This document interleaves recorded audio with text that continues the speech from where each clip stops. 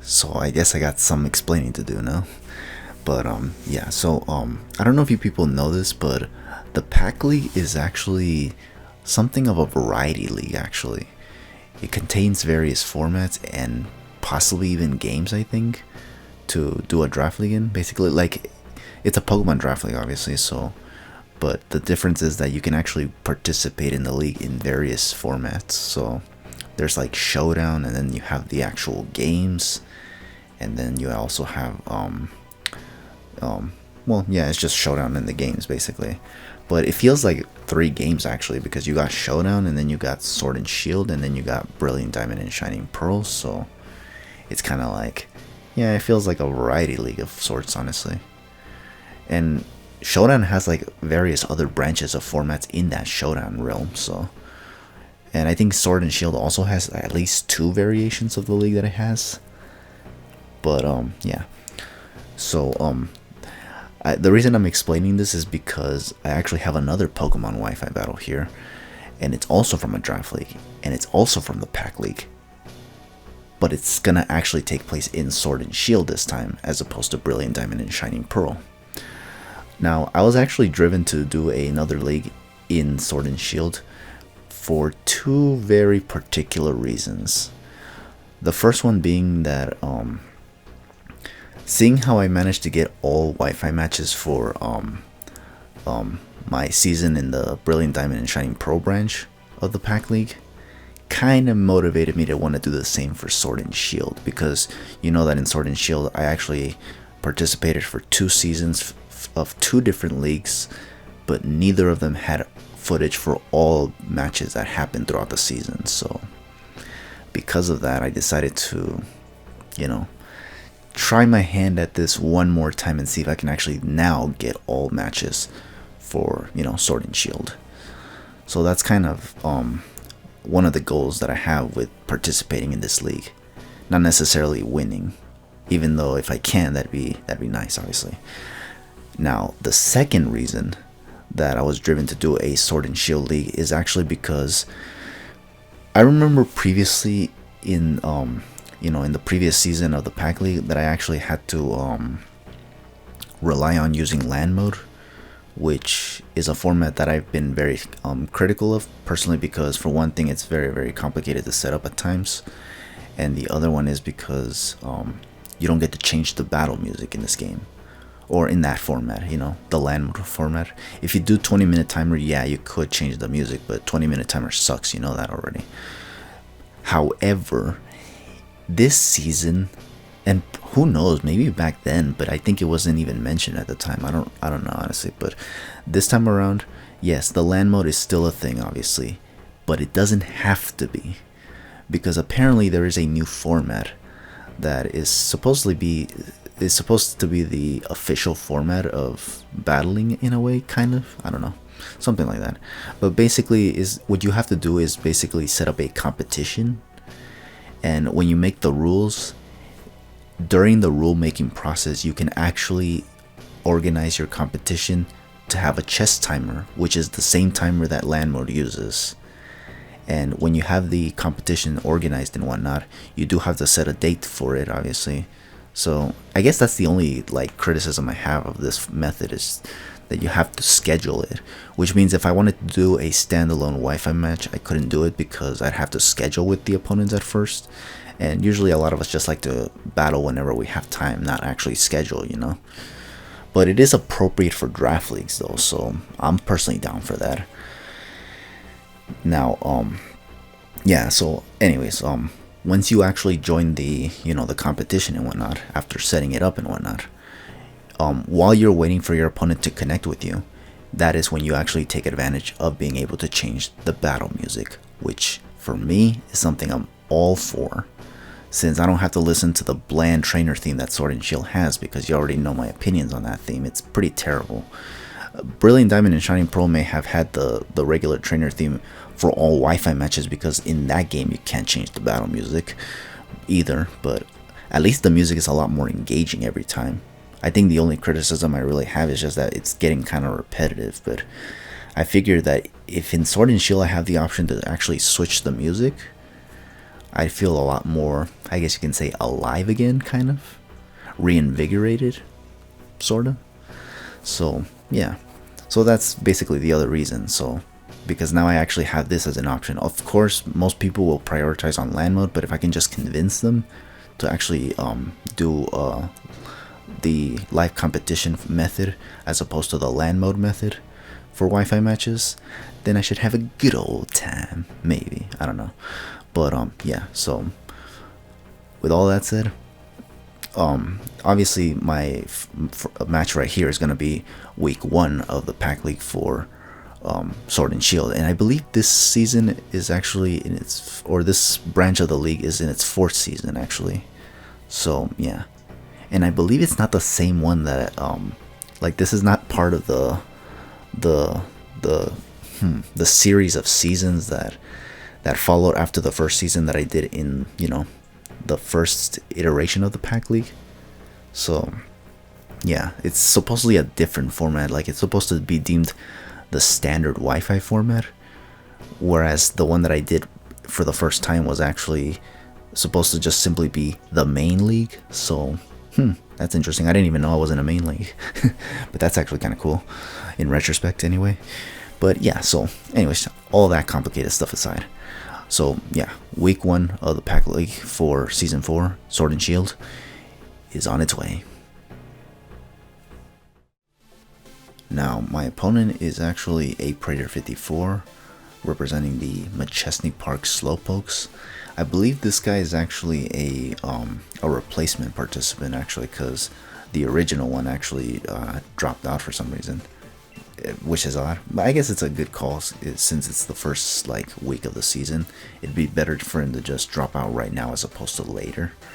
But anyway, so yeah, I just hope that the draft that he has to inherit, you know, my new opponent that is, you know, well accommodated. Otherwise, you know, this could be kind of like bad for them, you know. But anyways, so yeah, here as you can see, I'm doing the live competition method for these Wi-Fi matches, or at least for the ones that I can anyway. And here, as you can see, I can actually choose the music while I wait for my opponent to kick in. And here he is. So yeah, that's his team right there, as you can see. He has a Keldeo, he has a Hippodon, a Tornadus T, a Caparaja, a Pinchurchin, a I think that's a Gorgeist, yeah. And this is my draft, obviously. I actually, his team is scary, just like most drafts, but I think this is one of those matchups that I feel I can kind of hold my own in. But yeah, so here I'm just thinking of what I want to lead with, as usual. I believe here, given that he has no electrical immunities, I do want to believe that I lead with the Raikou, okay. So I'm going to lead with the Raikou. Now, I believe this Raikou has a, I believe this Raikou is like a Calm Minding set, so if the matchup is unideal for my opponent, there's a very good chance that I just start setting up Calm Minds right away to possibly sweep, because the faster I get this match done, the better. You know what they say. Because even though we're doing the LAN mode thingamabobber, the chess timer that is, you know, we still have to basically play fast, because otherwise in this method our timer runs out and we're the ones that lose as opposed to the opponents. So, or as opposed to like who has the most mons or healthiest mons. If my timer runs out, I lose, obviously. So that's kind of like the very difference of the chess timer and the 20-minute timer. But anyway, so yeah, my opponent here is gonna lead off with a the Pinchurchin, obviously. But I don't know what this thing does, honestly, since I have very little familiarity with the meta in Sword and Shield. So I'm just gonna like assume nothing bad will happen and just go for Calm Mind. And if he doesn't attack me straight up, then I'm just gonna go for a second one. He does go for the Toxic Spikes, which, yeah, that's scary. So therefore, I'm definitely gonna go for a second Calm Mind, because he's not doing anything else, you know. Like, he's not attacking me, so. Although this was probably risky now that I think about it, just because he could have just hard switched in the Hippodon, but he thankfully doesn't end up doing that. He actually commits the biggest mistake of actually sending in the Tornadusty of all mons, which I don't think you want to do on a Calm Mining Raikou, honestly. I don't know if the Pinchurchin had like Volt Switch or not, but he should have probably gone for that if he had it. Now this guy does go for the U-turn, I guess realizing his mistake of sending in this Tornadusty, because that was kind of a bad idea, honestly. And I think here he actually commits the mistake of actually hard switching in the Hippowdon. Well, not hard switching it in, he sends it in as he goes for U-turn, you know. And yep, he does go for it, and I think unfortunately for him, I actually do end up predicting this, and I actually go for the Shadow Ball.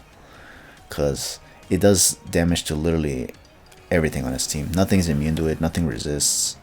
So yeah, there was like no reason for me not to go for Shadow Ball, especially knowing that his Hippowdon was there.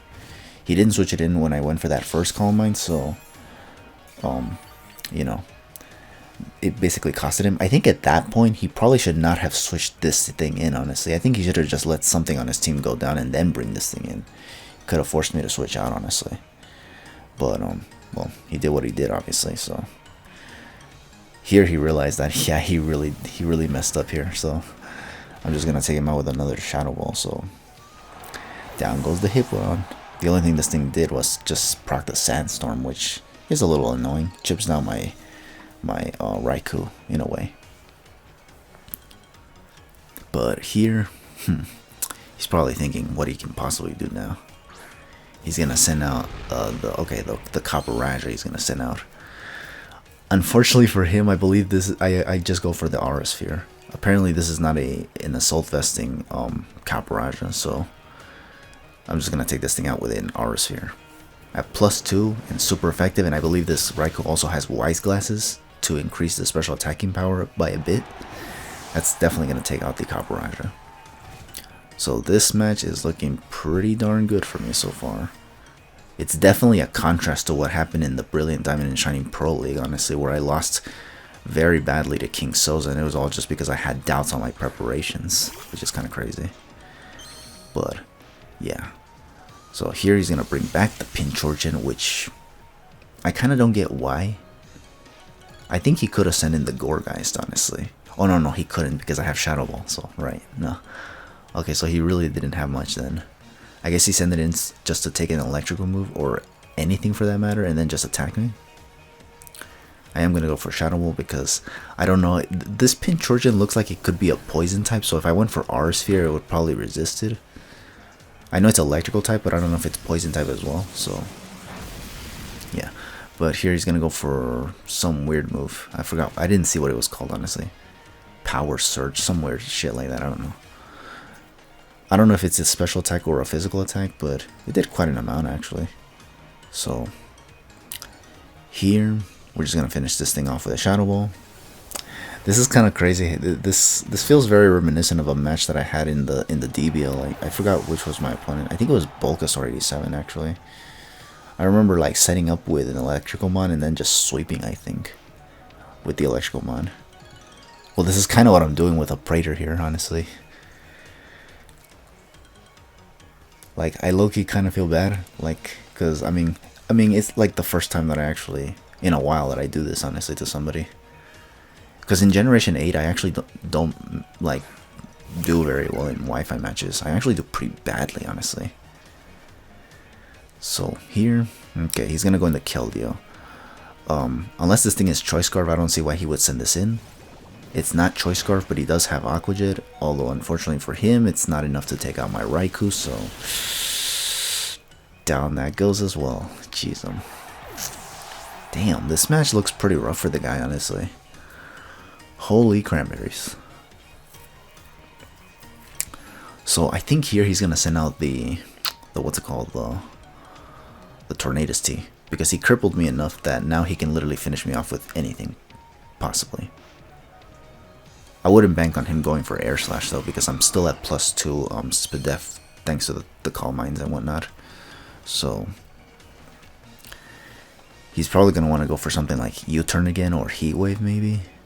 Here I was wondering if I even wanted to switch out or if I should switch out, honestly. I think here I ultimately just decide to just stay in with Raikou and just let it go down. And just let something else on my team finish it off. So, yeah. just go for Thunderbolt. If I outspeed this thing, good for me. If not, then good for him. He is going to go for the Heat Wave. Thankfully, it does not miss for him, because otherwise, you know, he would lose a lot more badly than what he is already. He takes out at least one of my mounts, so he doesn't get 6 out at the very least. Okay, so here I'm going to send out... I think here I wanted to send in Weavile, but I ultimately end up sending in Volcanion because the Tornadus T is at full HP, and I don't want to risk this thing being Focus Sash, and then this thing would retaliate with Heat Wave and then take out my Weavile that way. So first I wanted to just go for the Flamethrower, make sure it's not Sash, and if it's Sash, that the Sash is broken, and then I can just finish it off with Weavile safely. He's going to go for the Air Slash. I'm just hoping for goodness sakes that it doesn't actually end up like flinching me. He does get a crit, so yeesh. You see, talk about like RNG, it's still pretty bad in my favor, honestly. Well, like, it's not in my favor, I meant to say. So yeah, obviously I gotta make sure that nothing bad happens here.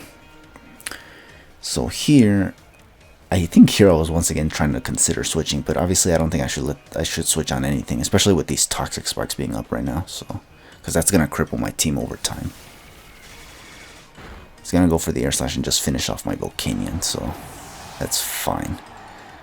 Because honestly, with the way this match has been going, honestly, I can confidently say that I won this match. It's just a matter of how I do it now. Now that Raiku's gone. Seems like I'm just gonna finish things off here with Weavile. I'm just gonna go for the knockoff here just to see what item this thing had. Yeah, I do go for the knockoff, so now we're gonna see what this guy wants to do. He's gonna switch it out for some reason. He goes into this thing, the Gourgeist. I know these things are very, very defensive, honestly, so I don't know why he would want to switch this thing out, honestly. But yeah, I go for the knockoff, and this does a lot of damage. It does survive, which is kind of why I was wondering why would he want to switch this thing in. I think the ideal play would have just been to let the Tornadus T go down and then send this thing in and then just do damage that way. Because otherwise, he's just now going to not be able to do absolutely anything. Unless he didn't have anything for Weavile, honestly. Then I can see him probably just feeling like this. It wouldn't matter what he does anyway. But that's fine with me, honestly. Like I said, I take those. Any win I can get in Generation 8, I take them, honestly. Especially with how bad I am as well. As a battler. So anyways. Here's going to send out his last Pokemon. Does get the Regenerator. I think that was what he wanted to do in the first place, honestly. Which is why he switched it out. But the thing is that Weavile just naturally outspeeds this thing. So, unless he was hoping that I would not be able to outspeed it, but I do. And I do finish this match off with a nice 4-0 actually. But again, I think what happened was just that he kind of let me set up for free with the Raikou, and that's pretty much what gave me the win effectively. So, yeah. That was kind of crazy. So yeah, that's going to be my week 1 match for the PAC League Season 4 in SwSh. And yeah. I like this format, honestly, of battling, honestly, because holy shit, I actually feel like so damn alive with the music being different from the, you know, the regular trainer battle theme and whatnot. So yeah, hopefully, like with my future opponents, I can actually incorporate this this method to do the Wi-Fi matches, because otherwise I'm probably just gonna be upset and whatnot. Like I might, even if I win the matches, I'm probably just gonna be disappointed that the music is not different. And it's going to be the same boring shit and whatnot. But anyways, for those who watched, thank you for watching. Stay tuned for more matches. For now, just take it easy and have yourselves a good one.